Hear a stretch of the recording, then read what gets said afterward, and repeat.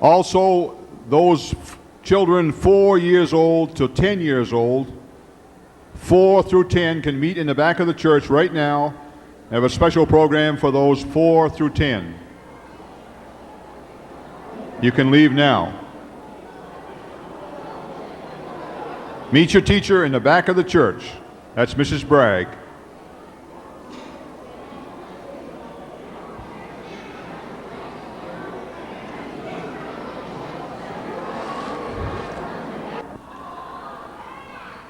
Let me relate a little incident that happened a few years back. A few years ago, Pastor Hickam had a motor home, 31 foot with all the extras, and he invited me to spend the night with him. We went down on the coast, and our wives were to meet us the next day. We parked in a little park there that rents spaces for mobile homes. And where we parked was on the way down to the concession. There was a road right out front that went down to a little concession stand. And Pastor Hickam went to sleep first. That means that Leo doesn't get any sleep. That night, if I'd have been on the ball, I could have made a lot of money, because I had as many as 15 people lined up outside listening to Pastor Hickam snore. People were walking down to get a soda, and they would stop and admire how a man could snore that loud and still sleep.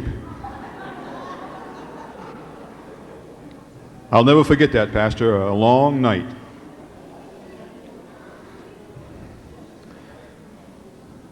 One other thing I'll never forget is allowing Pastor Hickam to use my equipment.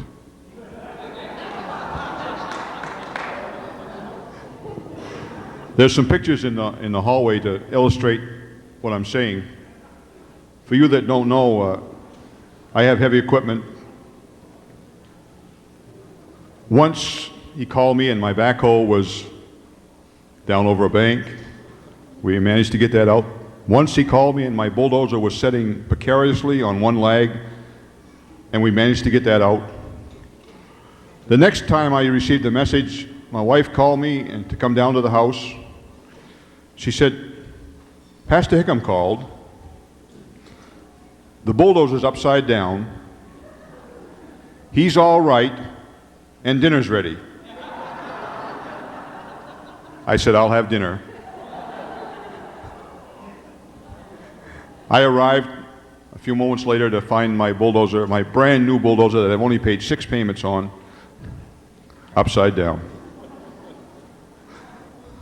Pastor, it's been a real experience. And I love you. Right now, George True is coming for just a moment.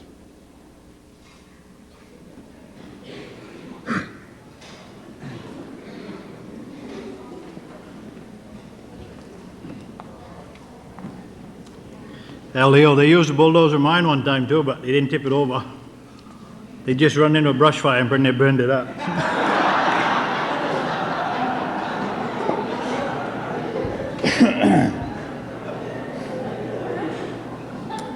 You know, I'm not much for public speakers. I figured if you laid them all in for end, that would be a good place to leave them. Use the microphone. You know, Pastor Hickam and I's got several things in common. He got 3 daughters and 1 son. I got 3 daughters and 1 son. And we both worked with Clarence Willett.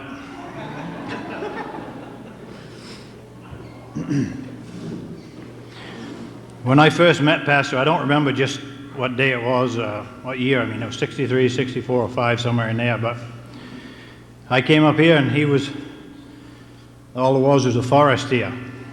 There wasn't any road in there or anything, so I thought it was quite an undertaking that he was going to clear all this off and build a church here.